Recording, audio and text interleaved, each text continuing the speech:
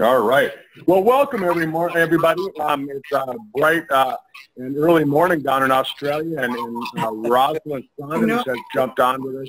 She's our guest speaker today, and Roslyn has some background personally as well as career-wise, working in the field of anti-aging and with addictions.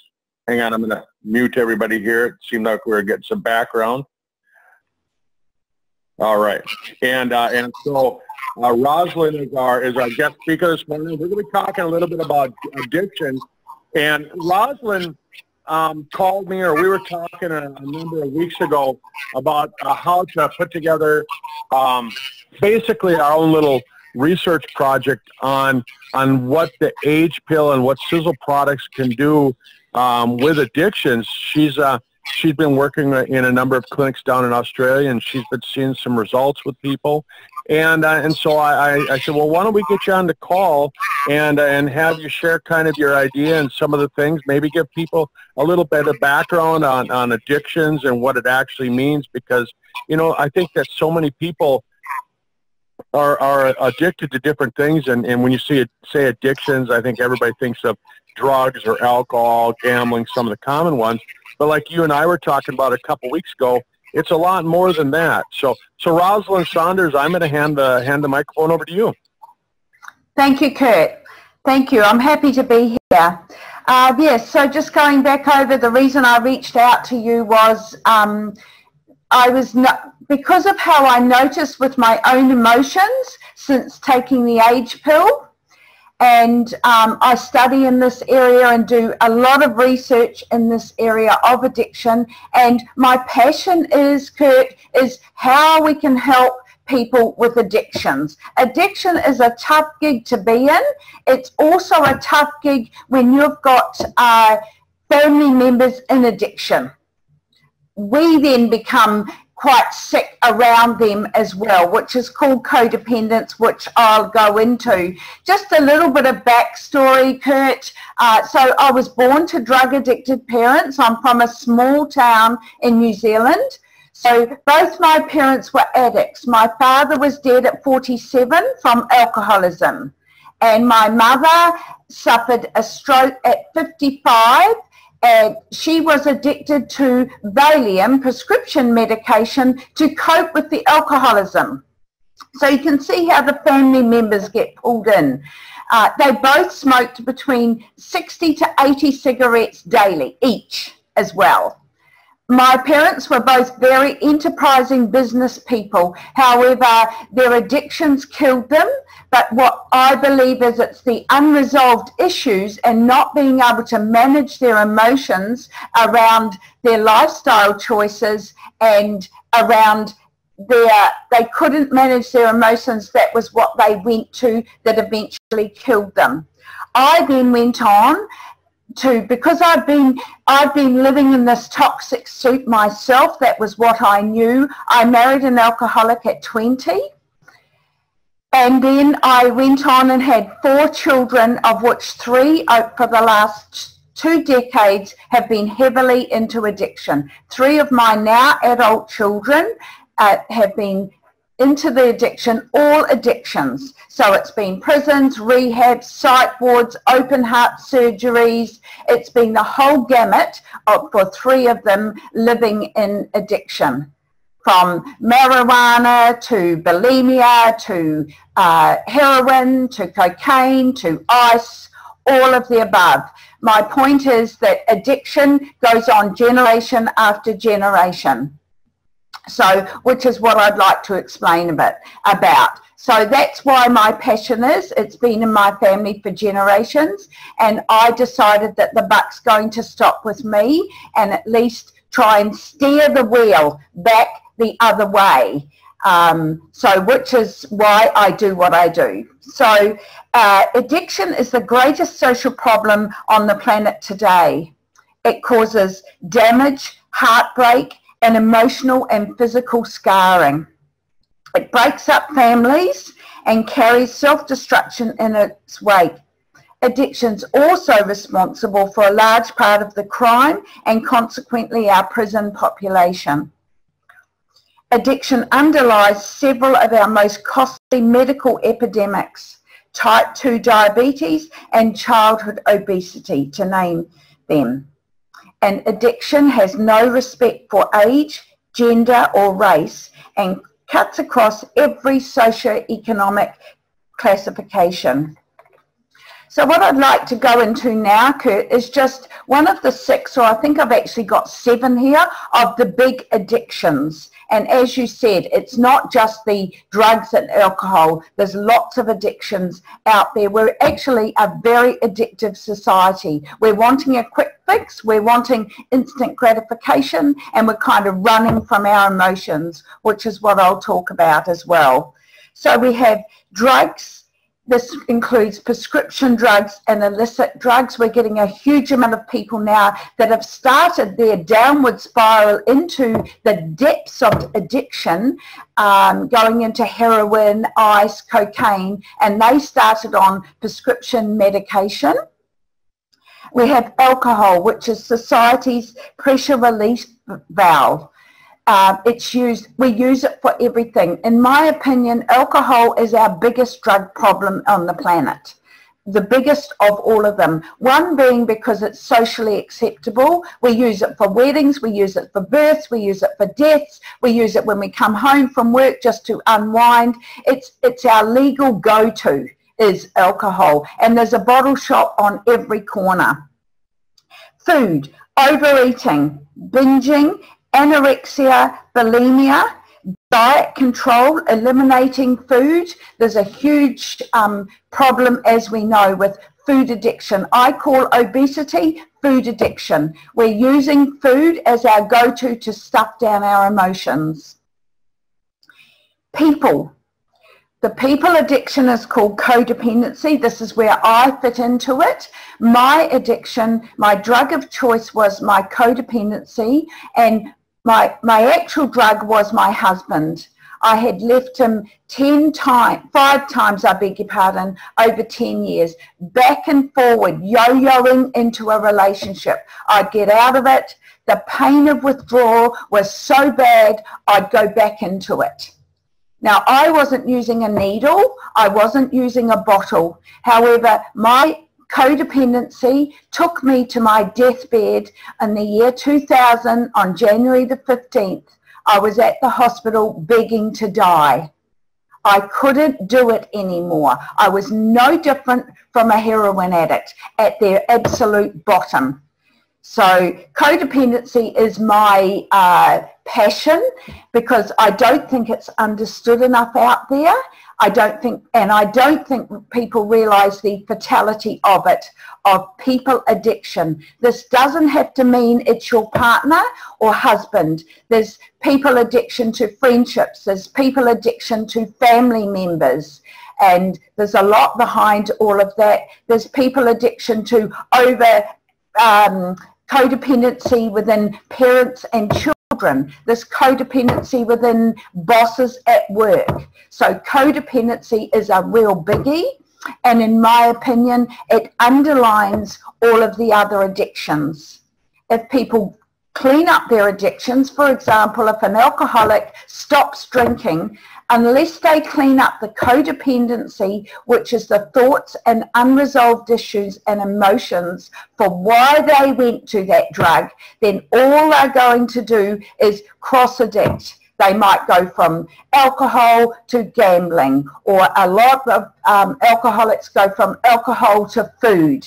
So that's very, very important, is codependency. Money, we have money. So there's gambling, there's shopping, there's being in debt. We're brought into the lie that it's okay to be in debt.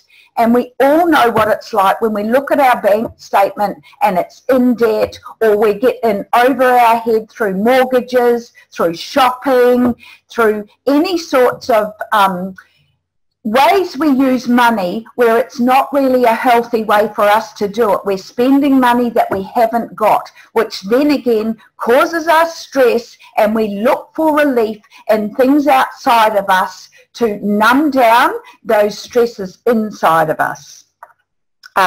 The sex, pornography, and using sex as a drug is huge out there as well.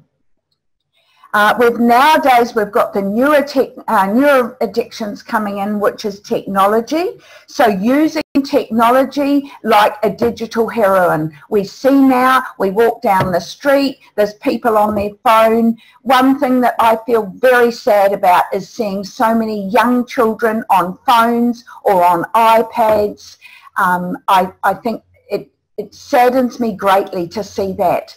And the number one thing with addiction is it's disconnection. So these children are learning to disconnect, and the parents from the children are using that mechanism to babysit them or keep them entertained, which is disconnection as well. So those are the 5 or 6 or 7, I think, main big ones out there in society, and they're everywhere. And but I also like to look into the lifestyle addictions that we have become very normalized in our society. So for the likes of, there's work addiction, which in a lot of cases, a person that works is glorified. Look at them, they work 80 hours a week, how wonderful. And often that's addiction, and they're not with their families, they're doing all sorts of things. And so a lot of these lifestyle or socially accepted addictions have become very normalized, integrated in society. So like you said at the beginning of the call, Kurt, there's all of these underlying addictions that are not being brought out. And that's what I would like to focus on as well. So, and also we can become addicted to our thoughts and emotions. The neuroscientists are coming up with this now. We become addicted to anxiety. We become addicted to fears. And by the time we are 35, our autonomic nervous system has actually, they're in our cells, it's in our bodies, our issues are in our tissues, and that becomes a mouse's wheel of being addicted to those. So the addiction, say, to anxiety or drama or fear, that when that autonomic nervous system is not getting fed, when our issues are not getting fed, it screams out, and the autonomic nervous system goes out, emotionally goes out and searches for things within people, places and things to bring situations into our life to keep feeding that addiction to anxiety. So we are very much, now the neuroscientists are coming up with, we are very much addicted to our thoughts, feelings and emotions. So I think what we need to do is deal with addiction in a holistic way. There's lots of components in dealing with it, and it needs all of the components. So obviously we need to abstain from, obviously the first thing is awareness, and we admit that we have a problem with it when we can't stop it. The actual definition of addiction is any addiction, substance related or not, is continuing a behaviour that, despite the negative consequences in our lives, we continue to do it over and over and over. We promise ourselves we're not going to do it again, and we do this. And that can be in the form of many of these, what society has termed as socially acceptable things. And then, for example, a person can be addicted to busyness and drama, and that actually is glorified in society. They're so busy, they're always doing things. They're just on this mouse's wheel. So you can see how that feeds that person for their self-worth. I'd like to refer to Dr. David Hawkins. He's a world-renowned metaphysicist. He was firstly a doctor, then a scientist, then became a metaphysicist. And he has a scale of emotions for consciousness. And he says that addiction, which is full of shame, guilt, fear, and hopelessness, actually has the frequency of about 20.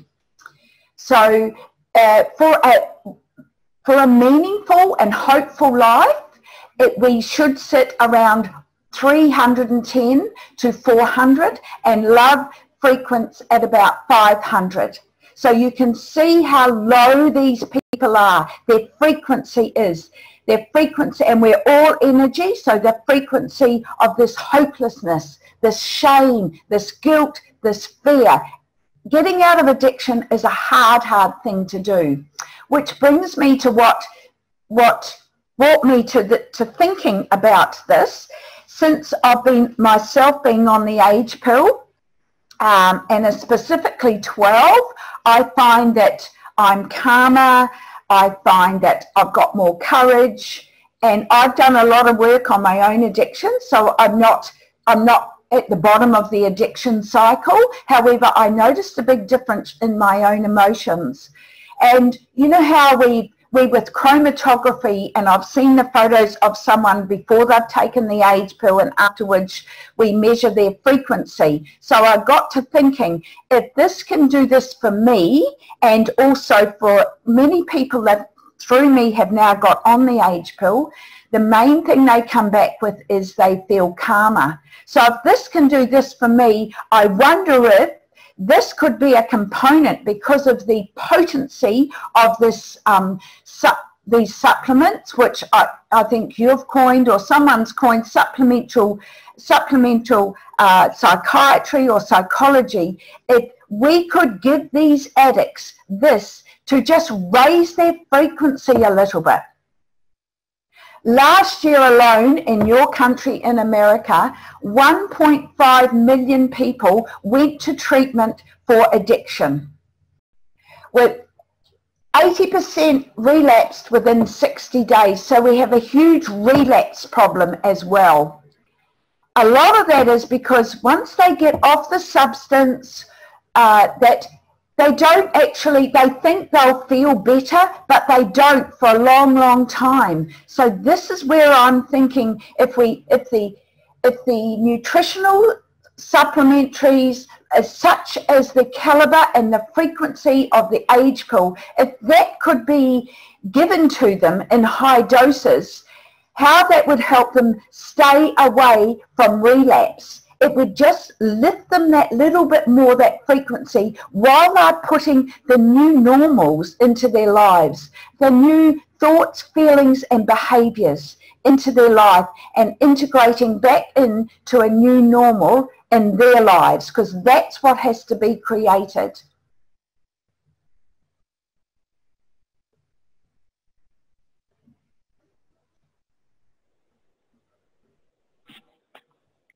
Roz, you know, as you're talking, one of the things I'm thinking about is that, you know, for me, my addiction is really my work. I jump into it head first, and both feet, both arms, all at the same time, and it really is. I mean, I have no problem admitting that's my addiction. Yep. And you know, like everything, Kurt, everything, there's nothing wrong with most things out there, but across the line. And when we're addicts, we take things to the extreme. We go from one end to the other. We're never in the balance in the middle as being addicts. Right. Well, and I think, you know, the thing is, sorry. The thing is that you know, a lot of scientists now, they're saying that the reason that we're seeing, and this is where I kind of relate it to the H pill and to Sisel products, and probably why you're seeing some results, is that when we take a look at what we're doing with our babies, with our infants, is we're giving them infant formulas. We're giving them food that's loaded with sugars. Absolutely. Absolutely. And what you see, that sets up the same pleasure centers in their little brain, so they go on and on and on, and let alone the foods that we're eating. Absolutely, Kurt. Yeah, and then what it does is it creates the same effect in their little brains that a heroin addict has when they're 20 or 30 years old. They're having the same effect, and it's coming from sugar. It's bouncing through the same receptor sites. That's it, absolutely. It lights up the same receptor sites in the brain. So they're calling sugar children's alcohol. Yep. We know and that so now, laden with it, it's hidden, and carbs turn into sugar. So giving children a lot of carbs and a lot of that sugary food, when I see them out there, I go, oh my goodness, they are already set up. Put an iPad in their hand at 2 or 3, or I've seen children at 1. You see, they're all around, and then their parents could be kind of the household like mine. That could be addicted. The parents could be going off to alcohol or work addiction. Can you see how it's about epigenetics and it's environmental? They're saying that addiction is only 6% genetics. The rest is epigenetics and environment and learned behavior. We learn off our parents what they did. We learn to cope the way they did. We watch how they're coping, we watch how they're living, and we, like I did, I created an absolute blueprint of my family life when I married an alcoholic at 20. After 3 years prior to that, having lost my father, 4 years I think, to alcohol. Now you wouldn't think anybody in their right mind would go and marry an alcoholic after living through all that. However, my emotional system, those emotional frequency went out, and when I met my husband all those years ago, there could have been 100 young men, guys in the room. I would have picked him because he matched my programming. He matched what was normal to me. It sounds insane that that's what you do. But I just recreated the whole thing. Then, because of my children, when I finally left our marriage dissolved, I finally, after going back and forward 5 times, 10 years, and all the drama, etc., my children were in their teenage years, so they started using. Most of them started on marijuana, and they wanted more and more and more. They were looking for relief in the environment that we had at home, just like I did. Yeah. Well, and one of the things that I was going to say is that when we take a look at it, I mean, without getting really deep into the science, you know, it creates a problem with the receptor sites when you're giving that baby, when you're getting that infant and that young child real sugary foods. What it does is the body actually creates more receptor sites, and then now you have to fill those receptor sites. So that's what creates the craving, and that's what creates the addiction for whatever it happens to be, and whatever source of pleasure it is. And like Roz is saying, I mean, it could be anything really, like in my case being work, and it fills those receptor sites. And so when you take a look at with the age pill, you know, it removes the glycation. The glycation is caused by sugar. And again, we take a look at what we're talking about here. Sugar caused the problem with the addiction. Sugar caused the glycation, and that's probably part of it. But then the other thing that they're saying is that because the age pill with the ingredients that it has, what it does is it reactivates the stem cells in the body, and the stem cells are the little repairmen that go and fix your cells. And so what they're saying is that it fixes the dopamine receptor sites, it fixes the neurotransmitter receptor sites in the body, and it's all because of that. So now, Roslyn, we've talked a lot about addictions. We've talked about kind of the history of it. You know, we've talked about what causes it so that people got an idea of what it is. Give us a little idea on what you're proposing so that we can get people to help participate in what you're doing, because I know you have a survey that you'd like to email to people that that so that you can actually put together a database of people, so you can show that, hey, look, there's some preliminary evidence here that the age pill can help people. So if you'd want to explain a little bit about what you and I talked about with what we're proposing here. Thank you, Kurt. Yes, so it got me to thinking, and I thought if I could do a survey and get some data, get some evidence on how this can help people. As I said, it's not the only thing, but if we could just help them to feel better, then they can stick to their programs and stick to their other protocols as well. I put together a survey. People, if they choose, they could, and it would involve 3 months, 90 days of taking 12 age pills a day, and of course drinking the water, etc. So I've put together a survey where they would fill that out every day, and it would only be, the information would only be available to me. I'm doing it specifically to collect data.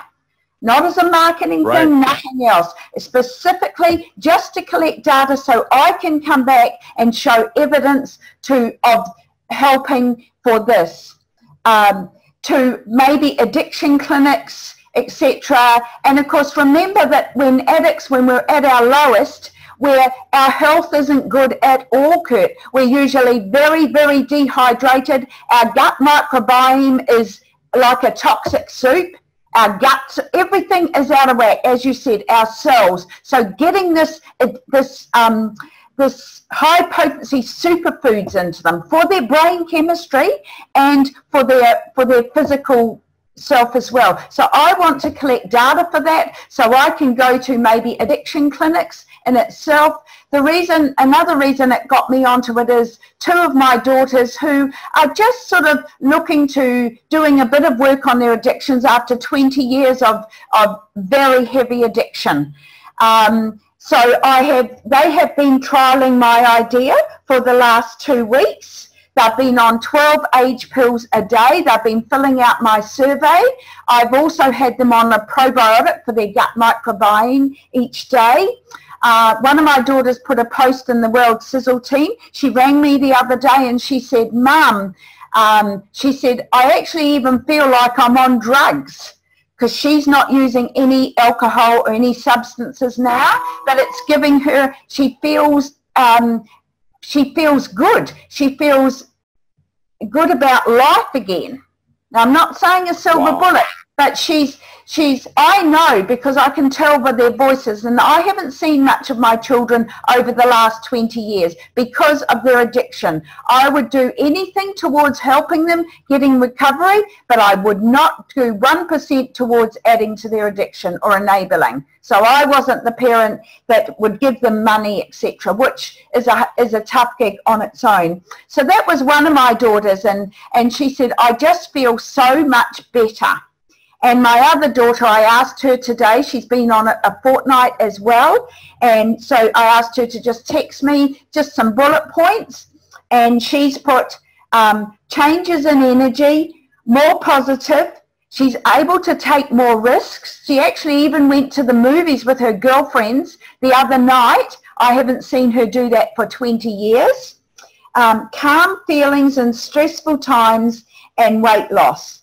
And then she sent another text later, an add-on, focus was easily directed and maintained.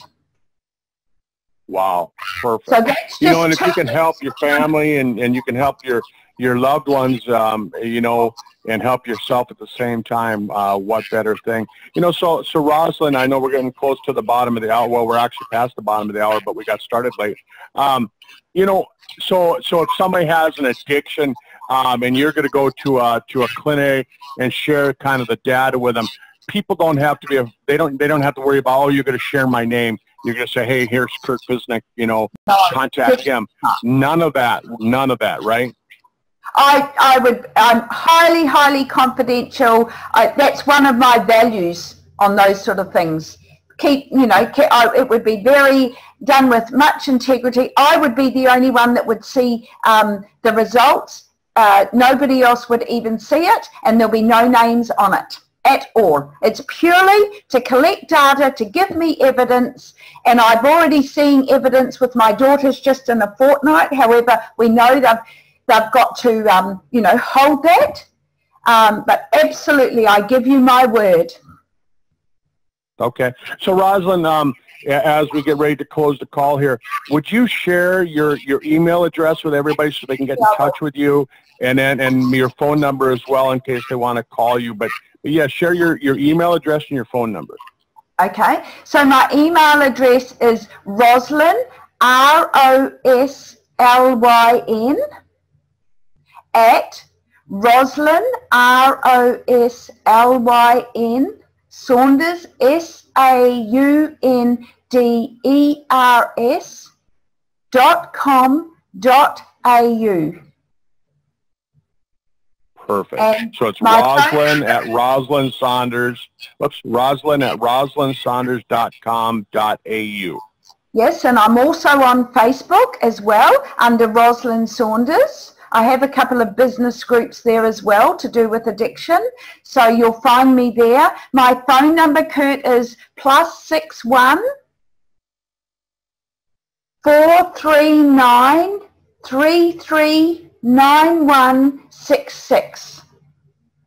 Could you repeat the phone number again? +61, that's the international code for Australia, 439 339166. All right. Well, perfect. You know, Roslyn, after 90 days, so it's June 12th now. So 90 days is going to put us down around sometime in September. Why don't we plan on maybe like around the 1st of October, getting you back on, and hopefully we got enough people participating with you that you'll have some data that you can share sometime in October. I'd love that, Kurt. I'm very passionate about this. Yeah, it's something that we really need to take care of in our country. I just posted something this morning that, you know, the drug companies are saying that suicide rates are going up. They're skyrocketing in our country. And the drug companies are saying, oh, we need a new drug. And I'm like, no, we don't. We don't need a new drug. We need to fix the problem. Fix the underlying issues, and with healthier alternatives, exactly why I'm doing this survey. I'm just delighted to have come across something that I feel there's nothing out there like you have said, and I've listened to your doctor's calls and the other people that have shared their information. I think we were ready for something, a supplement with more kick in it, Kurt. Yeah. And yeah. I think the addicts have probably been on, like my girls have been on supplements, but it's not doing enough for them. And everybody's out there looking to feel better, but what we need to do is get better at feeling and being able to manage those feelings. And of course, if they're too topsy-turvy, the number one reason we go to addiction is we cannot manage our emotions. Like you're saying, we fill spaces with work, with shopping, with sex, with sugar, with you name it. Yeah, exactly. All right, well, Roslyn, thanks for being our guest this morning on the call, and I appreciate you getting up at 2 o'clock in the morning and sharing this abundance of information. It's really helpful, and I'll post this on Facebook, so you'll have it in a YouTube video. I'll have that done in the next half hour. So by the time you wake up in the morning, you'll have it. Thank you very much. Very appreciative Thanks, of being everyone. on. Thank you. Bye, everybody. Bye. Thank you.